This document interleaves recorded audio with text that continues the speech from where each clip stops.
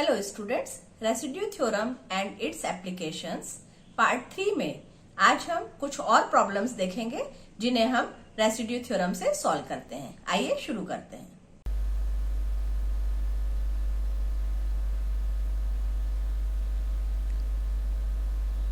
आज के लेक्चर में रेसिड्यू थ्योरम की हम और एप्लीकेशंस देखते हैं। सबसे पहले देखते हैं एक lemma, let mod of f z is less than equal to m upon r to the power k for z equal to r e to the power I theta, where k which is greater than 0 and m are constants. Then we have to prove that limit r tends to infinity integral along gamma e to the power I m z f of z dz equal to 0, where gamma is the semicircular arc of figure this and m is a positive constant. जैसे अभी तक पिछले lectures में हम देखते आए हैं वैसे ही हमने यहाँ पे रियल एक्सिस माइनस आर से आर और एक लार्ज सेमी सर्कल आपने गामा यहाँ पे लिया है। तो हमको शो करना है कि आर टेंस टू इन्फिनिटी के लिए इंटीग्रल की वैल्यू इस गामा के along e to the power i m z f z d z की 0 होगी। z equal to r e to the power i theta है, इससे हमने डी जेड निकाला और फिर हमने अपने इंटीग्रल की वैल्यू निकाली, वैल्यूज़ रख दी हमने यहाँ पे, सब्सटीट्यूट की, मॉड वैल्यू लिया इसका, मॉड वैल्यू लेके हमने e to the power i theta की फिर से वैल्यू सब्सटीट्यूट की, सॉल्व किया इसको।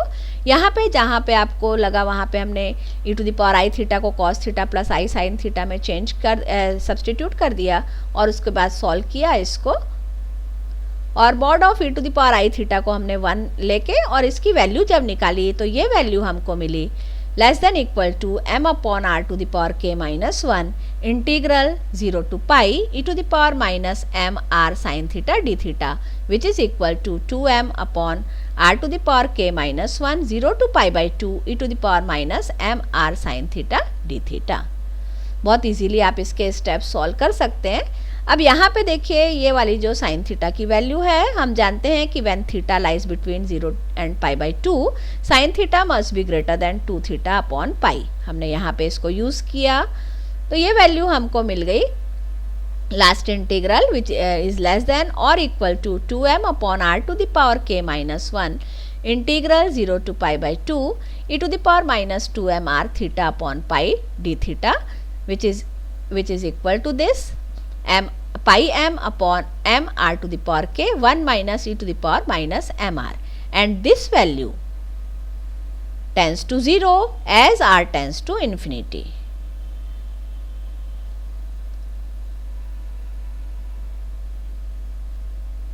यहाँ पे m और k ये जो है आपके पॉजिटिव हैं, इसलिए हम इसको आसानी से बता सकते हैं कि ये वैल्यू टेंस टू 0 होगी when r tends to infinity.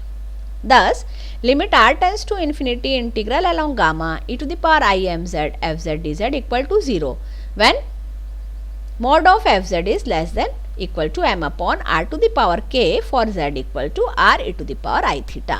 तो अपने प्रॉब्लम्स में जहाँ हमको ये रिजल्ट यूज़ करना होगा, जब हमको मॉड एफ जेड की वैल्यू इस प्रकार से मालूम होगी तो हम इसका यूज़ कर सकते हैं। एक और थ्योरम देखते हैं जिसको हम ज़्यादा यूज़ करते हैं अपने प्रॉब्लम्स के लिए। If f z tends to 0 uniformly as z tends to infinity and f z is meromorphic in the upper half plane, then limit r tends to infinity integral along c r e to the power i m z f z d z equal to 0, where c r denote the semi circle mod z equal to r imaginary part of z is greater than 0। यहाँ क्योंकि r बहुत बड़ा है and r can be made larger so as to include within all the singularities and none on its boundary. तो हम यहाँ r जो है हमेशा टेंस टू इन्फिनिटी इसलिए लेके चलते हैं कि हम मान लेते हैं कि r इतना बड़ा है कि जितनी भी फंक्शन की सिंगुलैरिटीज़ हैं वो सब इसके जो हम सर्कल गामा सर्कल लेते हैं उसके अंदर ही लाई कर रही हैं, बाउंड्री पे कोई भी सिंगुलैरिटी नहीं है, ताकि हम पोल्स निकाल के आसानी से रेसिड्यू कैलकुलेट कर सकें। तो इसका प्रूफ देखते हैं। Since limit r tends to infinity f z equal to 0 we can write it as mod of f z is less than epsilon for z on large circle. Now integral along c r e to the power i m z f z d z is less than equal to integral along CR यहाँ पे mod value थी, हम mod value को अंदर ले गए। आपने ये प्रॉपर्टी पढ़ी हुई है तो यहाँ पे साइन आपका आ जाता है लेस देन इक्वल टू, अलग अलग हमने मॉड कर दिया। Is less than equal to mod of f z की वैल्यू एप्सिलॉन है, यहाँ पे लिख दिया आपने। Integral along c r e to the power i m z का मॉड ऑफ डी जेड, फिर mod of e to the power i m z की जगह हमने cos theta plus i sine theta e to the power i z की रख दिया, z equal to r e to the power i theta से। तो इसको हमने सॉल्व कर लिया यहाँ पे e to the power i m, और z की जगह हो गया आपका r e to the power i theta means e to r cos theta plus i r sine theta into mod of r e to the power i theta i d theta. ये हमको मिल गया less than equal to epsilon integral 0 to pi e to the power minus m r sine theta r d theta. अब इसको हमने लिख लिया is less than equal to 2 epsilon r integral 0 to pi by 2 e to the power minus m r sine theta d theta, और फिर हमने इसमें Jordan inequality लगा के साइन थीटा की value greater equal to 2 theta by pi होती है जब थीटा लाई करता है 0 और पाई बाई 2 के बीच में, तो हमने उसकी वैल्यू लिख दी which is equal to epsilon pi upon m into 1 minus e to the power minus m r. इसको हमने सॉल्व कर लिया फिर इंटीग्रल को और लिमिट रख के इसकी वैल्यू निकाल ली, तो ये वैल्यू हमको मिली which tends to 0 when r capital R tends to infinity and epsilon tends to 0। Means हमको रिजल्ट मिला when r tends to infinity integral along CR e to the power i m z f z d z equal to 0, और ये condition हमको मिलती है जब F z tends to 0 हो uniformly as z tends to infinity. आइए इस पे बेस कुछ क्वेश्चंस देखते हैं। पिछले 2 लेक्चर में हमने एक तो हमने सर्कल के 0 टू 2 पाई की जब हमको कंडीशन सर्कल यूनिट सर्कल दिया था वो कंडीशंस देखी थी। एक हमने इंटीग्रल देखा था माइनस इन्फिनिटी से इन्फिनिटी डेफिनेट इंटीग्रल को निकालना, लेकिन वहाँ पर कॉस साइन के फंक्शन नहीं थे। आज जो हम प्रॉब्लम देख रहे हैं वो फंक्शन के साथ आपके कॉस और साइन फंक्शन भी है, ट्रिग्नोमेट्रिक फंक्शन के साथ हम उसको देख रहे हैं। तो हमारा क्वेश्चन है show that 0 to infinity integral 0 to infinity cos mx upon x square plus 1 dx equal to pi upon 2 e to the power minus m where m is greater than 0। ये हमको प्रूव करना है कि value जो है integral 0 to infinity cos mx upon x square plus 1 dx की होगी pi upon 2 e to the power m minus m। तो आप जानते हैं पिछले लेक्चर्स में आप देख चुके हैं, सबसे पहले हमने इसको कॉन्टूर में चेंज किया, जहां कॉन्टूर हम जो ले रहे हैं वो आप ले रहे हैं रियल एक्सिस में माइनस आर से आर और एक large semi circle in the upper half plane. तो हमने कंसीडर किया integral along c e to the power i m z upon z square plus 1 d z. हमने पिछले लेक्चर में भी आपको बताया था कि cos mx की वैल्यू हमको निकालना, तो हम e के पावर में उसको सॉल्व कर सकते हैं और फिर हम उसका रियल पार्ट इक्वेट करेंगे तो हमको cos की वैल्यू मिल जाएगी, या अगर साइन होता फंक्शन में यहाँ पर तो हम इमेजनरी पार्ट को इक्वेट कर लेते हैं। मीन्स हम लिख सकते हैं इसको integral along c to the power i m z upon z square plus 1 d z equal to minus r to r real axis में, तो हो जाएगा e to the power i m x upon x square plus 1 d x plus integral along gamma e to the power i m z upon z square plus 1 d z and is equal to Cauchy residue theorem से 2 pi i summation r plus, जहाँ summation r plus जो है ये आप ले रहे हैं सम of residue eight pole. अब यहाँ पे देखेंगे पोल जो है हमारा कहाँ पर है, तो हमारा फंक्शन जो दिया है इसमें ये सिंपल पोल है जो कि z equal to plus minus i पर हो रहा है। आप इसको z square plus 1 equal to 0, denominator को हम इक्वल करके 0 करके निकालते हैं, तो डिनोमिनेटर आपका है z स्क्वायर प्लस 1। इसको जब आप 0 के इक्वेट करेंगे तो z की वैल्यू मिलेगी प्लस माइनस आई, जिसमें से सिर्फ i जो है वो अपर हाफ प्लेन में लाई कर रही है, तो इसी i पर हमको रेसिड्यू कैलकुलेट करना है। Therefore residue at z equal to i is given by, क्योंकि आपका सिंपल पोल है limit z tends to i z minus i into f of z। ये वैल्यू हमको मिली e to the power minus m upon 2i। तो हमने value रखा, means आपको मिल गया integral along c e to the power I mz upon z square plus 1 dz equal to 2 pi i summation r plus की value. और फिर हमने ये वैल्यू यहाँ पर इसके साथ रख दी तो आपको मिला और integral minus r to r e to the power i m x upon x square plus 1 d x plus integral along gamma e to the power i m z upon z square plus 1 d z equal to pi e to the power minus m. अब हमको इसकी value निकालनी है। अभी जो हमने theorem किया उससे हम इसको इजीली सॉल्व कर सकते हैं। r टेंस टू आपने इन्फिनिटी लिया तो हमको अबाउट लेमा से ये वैल्यू 0 हो जाएगी। कैसे? क्योंकि यहाँ पे आप देख रहे हैं कि एफ जेड टेंस टू 0 हो रहा है as z tends to infinity. ये देखिए ये वैल्यू थी 1 upon z square plus 1 f z की, ये टेंस टू 0 होगा when z tends to infinity. तो हमको r tends to infinity integral की वैल्यू गामा सर्कल के along e to the power i m z f z d z 0 मिल जाएगी। Means हमारा जो इक्वेशन थी वो अब कन्वर्ट हो गई integral along minus infinity to infinity e to the power i m x upon x square plus 1 d x equal to pi e to the power minus m. यहाँ से ये टर्म आपका 0 हो गया, ये बचा आपका टर्म और इक्वल टू दिस।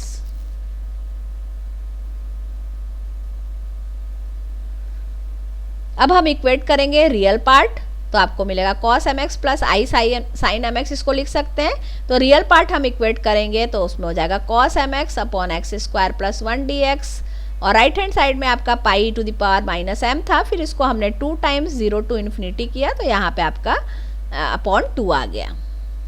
और यही हमको शो करना था कि 0 to infinity cos mx upon x square plus 1 dx equal to pi upon 2 e to the power minus m for m greater than 0।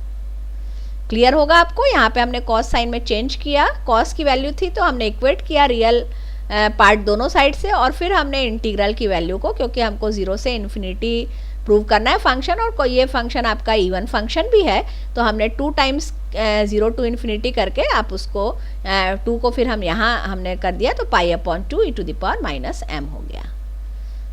तो ये था हमारा प्रॉब्लम। देखा आपने कि कॉस साइन फंक्शन भी अगर डेफिनेट इंटीग्रल माइनस इन्फिनिटी से इन्फिनिटी के लिए एफ जेड के साथ दिए हैं तो हम इजीली उसको सॉल्व कर सकते हैं।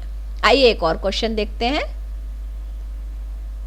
यहाँ पर हमको दिया है 0 to infinity x sine m x upon a square plus x square d x equal to pi upon 2 e to the power minus m a. अब आप समझ गए होंगे यहाँ पे हम e to the power i m z लेंगे, लेकिन साथ में यहाँ पे आपका z upon a square plus z भी है यहाँ पे एक वैल्यू, तो यहाँ पे हो जाएगा z upon a square plus z square d z. ये हम लेंगे कॉन्टूर के अलॉन्ग, जहाँ हमारा कॉन्टूर जो है सेम है रियल एक्सिस पे माइनस आर से आर और एक large semi circle gamma in the upper half plane. तो कॉशी रेसिड्यू थ्योरम से हमको integral along c e to the power i m z f z d z की value मिल जाएगी minus r to r e to the power i m x f x d x plus integral along gamma e to the power i m z f z d z and is equal to 2 pi i summation r plus residue theorem से, जहाँ summation r plus जो आपका है सम of residues बताता है of poles of phi z means हमने पूरा function जो दोनों मिला के है उसको हमने ले लिया फाई जेड। अब जॉर्डन लेमा का हम यूज करेंगे, z tends to infinity f z की वैल्यू हमने निकाली 0 मिल रही है, तो जॉर्डन लेमा से limit z tends to infinity r tends to infinity integral along gamma e to the power i m z f z d z 0 हो जाएगा। तो हमने लिया r tends to infinity equation 1, आपकी इक्वेशन 1 थी ये, यहाँ पर रख दिया, ये वैल्यू 0 हो गई, ये वैल्यू है हमारे पास और इक्वल टू हो गया 2 pi i summation r plus. ये देखिए r टेंस टू इन्फिनिटी तो आ जाएगा minus infinity to infinity integral minus infinity to infinity to the power i m x f x d x equal to 2 pi i summation r plus. अब हमको pole निकालना है, pole of psi z which is equal to z e to the power i m z upon a square plus z square. तो पोल निकालने के लिए आप जानते हैं हम डिनोमिनेटर को इक्वेट करते हैं 0 के, ये हमने किया तो z equal to plus minus a i मिला, जिसमें से अपर हाफ प्लेन में क्योंकि हम सर्कल कंसीडर कर रहे हैं तो ए आई जो है वो विद इन सी लाई करेगा। इस पर रेसिड्यू निकालेंगे, सिंपल पोल है तो रेसिड्यू आपको मिल जाएगा z tends to ai z minus ai into psi z। Value रख दी आपने, सॉल्व किया तो ये वैल्यू मिली। मीन्स हमारी इक्वेशन यहाँ से आपको मिल जाएगा minus infinity integral minus infinity to infinity e to the power i m x f x d x equal to 2 pi i into summation r plus, ये आपने रख दी वैल्यू।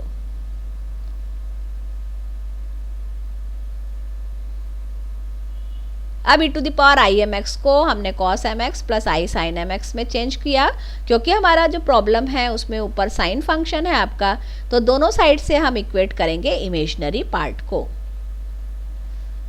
तो ये आपको मिल गई वैल्यू, और 0 से इन्फिनिटी फिर हमने निकाल ली value.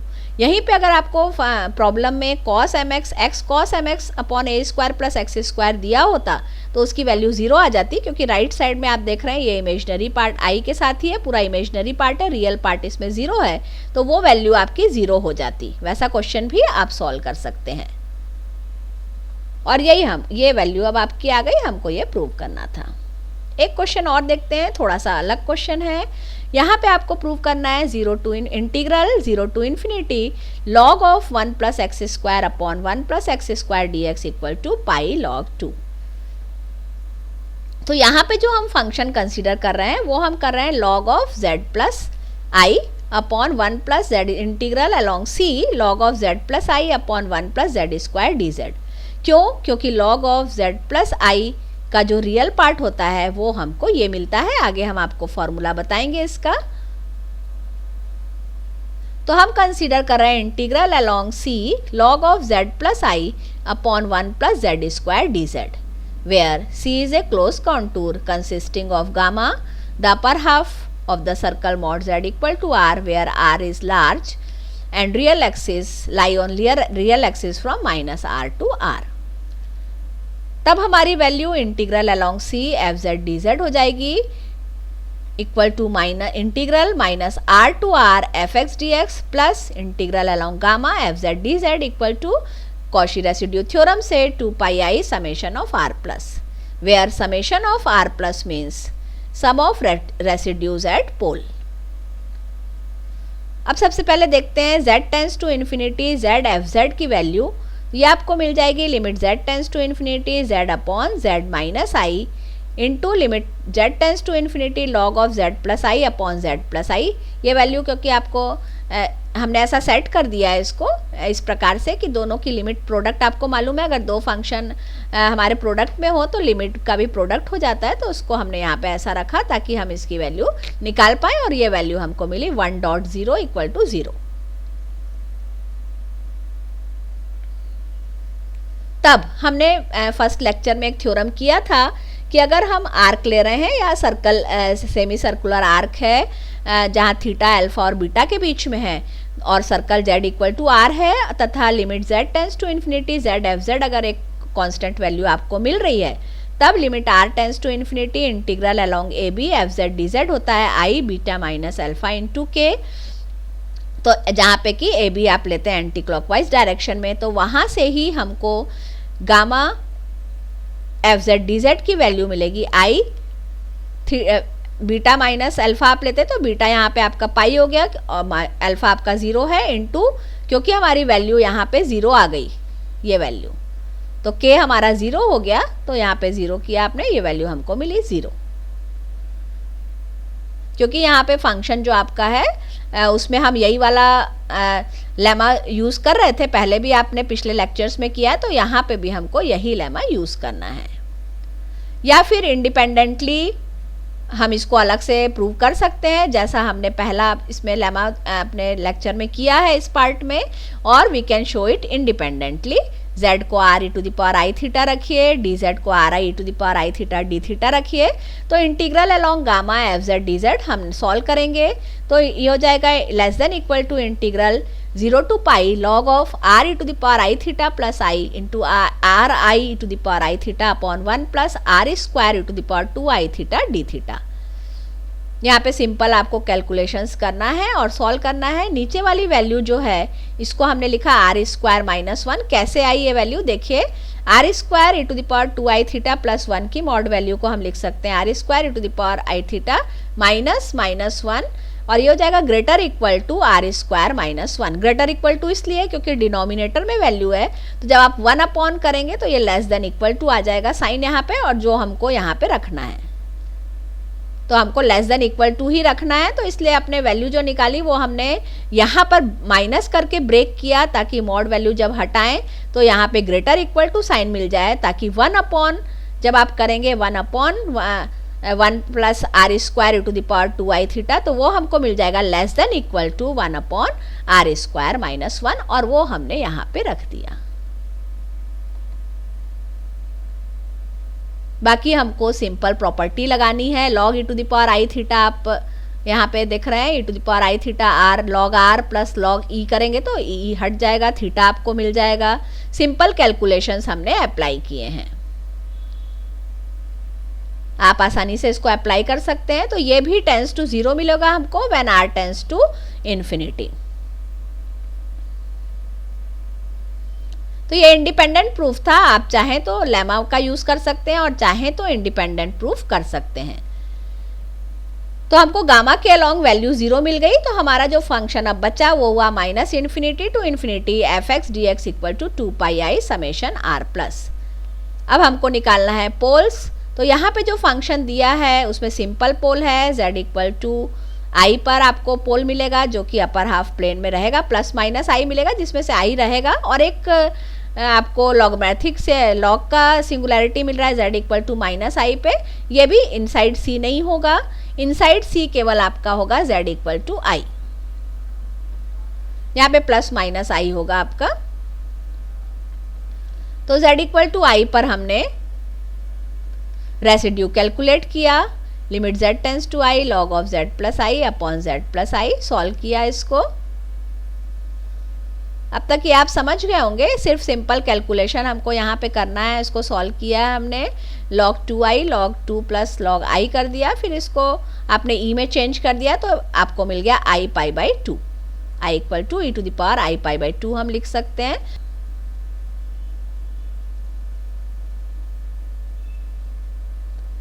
Therefore, we have integration minus infinity to infinity log of x plus I upon x square plus 1 dx equal to pi log 2 plus I pi by 2। अब हमको रियल पार्ट इक्वेट करना है, तो real part इसका जो होगा ये आपका होगा 1 upon 2 log of 1 plus x square upon 1 plus x square dx। यहाँ पे क्योंकि रियल पार्ट है तो ये वाला पार्ट आपका नहीं आएगा, सिर्फ आपका आएगा पाई लॉग 2। और ये जो पार्ट हमने लिखा है उसके लिए फॉर्मूला आपके लिए यहाँ लिख दिया है, log of x plus i y का जो रियल पार्ट होगा हमने ऐसे निकाला है, log of x plus i y होता है 1 upon 2 log of x square plus y square plus i tan inverse y upon x. तो यहाँ वाई की जगह आपका 1 है, हमने log x प्लस आई लिया है, इसी log x प्लस आई है फंक्शन, मतलब y इक्वल टू 1 हो गया है, इसी का हमने यूज़ किया है। तो आपको मिला half log of x square plus 1, इसका रियल पार्ट हुआ, ये इमेजनरी पार्ट है। तो क्योंकि हमको जो फंक्शन प्रूव का प्रॉब्लम सॉल्व करना है उसमें ये वैल्यू आपकी एक्स स्क्वायर प्लस 1 के फॉर्म में आ रही है, तो हमने रियल पार्ट इक्वेट किया इस फॉर्मूले के यूज से।